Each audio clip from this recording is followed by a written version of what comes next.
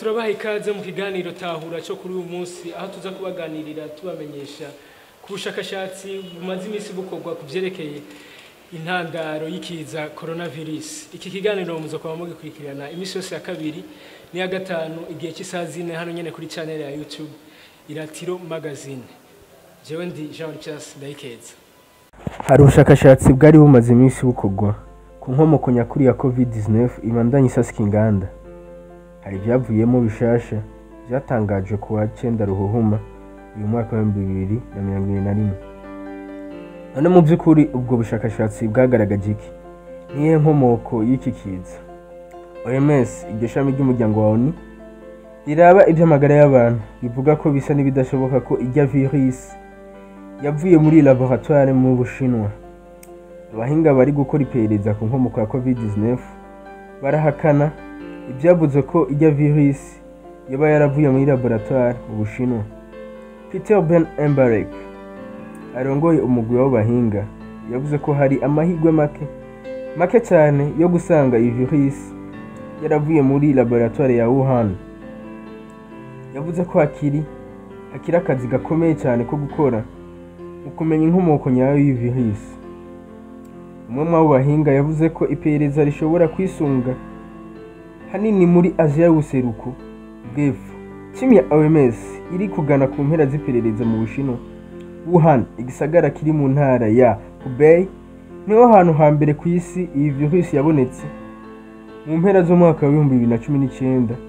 Kuva ico gihe abarenga miliyoni 109 barayanduye, nayo abarenga miliyoni 2.4 bamaze kuhasiga ubuzima ku isi yose muri rusange. Dr. Embarek mu kiganiro n'ibimenyesha makuru yavuze ko iperereza ryabo yabonye amakuru mashasha ariko adahindura bikomeye ishusho y'icyo kiza.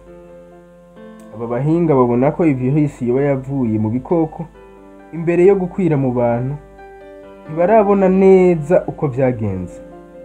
Dr. Embarek yavuze ko kurondera inkomoko ya COVID-19 byabarungitse kuduhungarema, ariko ngo ikigaragara cyane ni uko bishobora kuba bitarabereye i Wuhan.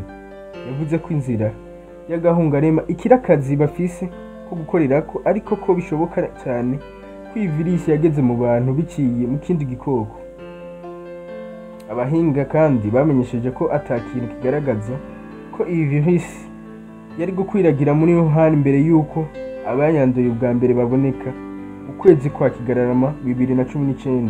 Bavuga ko COVID-19 ishobora kuba yari mu tundi turere imbere yo kuboneka muri Wuhan. Uyo mugwi wasabye ko hokogwa iperereza rinini ryimbitse ku ruhanahane rw'uruja n'uruza n'ubudandaji bw'ibiribwa bikanyishijwe. Dr. Peter Daszak wo mu itsinda yabwiye ibinyamakuru ati, iyo ubyitegereje neza bikuganisha ku mipaka, kandi tuzi ko hakurya yayo muri Aziya y'ubuseruko igenzura ryaho riri hasi cyane. Yabandanije avuga ko iperereza rikwiye kubandaniriza ku ruhanahane rwa biriya bidandazwa bica muri Aziya y'ubuseruko byinjira mu Bushinwa. Iperereza rya OMS ryatanguye muri Nzero uyu mwaka inyuma y'ibiganiro na Beijing. Iperereza ryabo riracungwa cyane n'abategetsi b'Ubushinwa.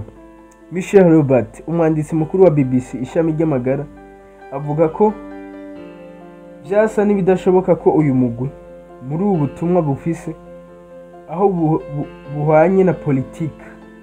Byari bigoye ko werekana aho iyi virus yakomotse mu Bushinwa mu gihe haheze umwaka wose ihabonetse. Gusa Robert avuga ko inyuma yo kugenzura Wuhan Institute of Virology, ni ikigo ca Wuhan gifise laboratoire ikora ubushakashatsi ku mavirus. Aba bahinga bakuyeho iciyumviro kitavugwa ko rumwe ko iyi virus yoba yaravuye canke yarakorewe muri laboratoire yaho. Ahandi hagiye kuronderera ni uruja n'uruza be n'urudandazwa rw'ibifungurwa bikanyishijwe. Kurondera inkomoko ya COVID bizobandanya. Mu kiganiro uyu mugwi ku munsi ku wa 9 Ruhuhuma byari vyitezwe ko ugaragaza ibyavuye mu bushakashatsi bwari bwakozwe ku nkomoko nyakuri ya COVID-19, ariko cyane cyane abantu benshi bari biteze kumva koko niba iyi virus nk'uko byakunze kuvugwa cyane ko yoba yarakorewe mu Bushinwa, neza na neza muri laboratoire ya Wuhan. Gusa ubu bushakashatsi bw'abahinga ba OMS bwavuze ko ivyo atari byo, ko iyi virus itakorewe muri laboratoire. None ivyuko yavuye mu irya labo ya Wuhan byavuye hehe? Ibihuha by'uko Wuhan Institute of Biology, imwe muri laboratoire zikomeye cyane mu Bushinwa mu vy'amavirus, ariho corona yoba yarahereye byakwijwe n'uwahoze ari perezida wa Leta Zunze Ubumwe za Amerika Donald Trump mu kwezi kwa kane umwaka uheze. Bamwe mu bakora iperereza muri Amerika bavuze ko bafise impungenge ku mutekano w'iyo laboratoire. Umukuru w'umugwi ujejwe iperereza muri Amerika ico gihe yavuze ko mu gihe iyi virus yoba itakozwe n'abantu canke ngo abe ari bo bayihinduye, ngo baracyari guperereza niba itoba yaravuye ku guhura kw'abantu n'ibikoko, niko mu buryo bw'impanuka muri iyo labo. Dr. Embalek yavuze ko babonye bisa n'ibidashoboka ko hari ikintu cyavuye muri iyo labo. Iyo labo iri mu bintu tutazosaba ko bikorwa ku bushakashatsi mu gihe kiri imbere. Kuva coronavirus yaduka mu isi mu mpera za 2019, Bushinwa nk'ahantu hambere hagaragaye iyi ndwara bwakunze kwegegwa ko bwagirizwa aribwo bwazanye iyi virus. Hadutse intambara y'amajambo hagati ya Amerika n'Ubushinwa, na cyane cyane aho Trump yagiriza iki gihugu kuba iyi virus yarakorewe muri laboratoire ya Wuhan.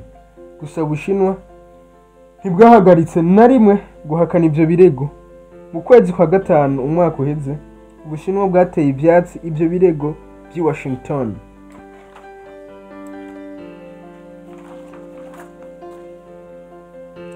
Igitangaza makuru ca Leta Zunze Ubumwe za Amerika, igitangazamakuru ca Leta Zunze Ubumwe za Amerika muri uko kwezi cyasohoye inkuru yagiriza uwujejwe imigenderanire muri Amerika Mike Pompeo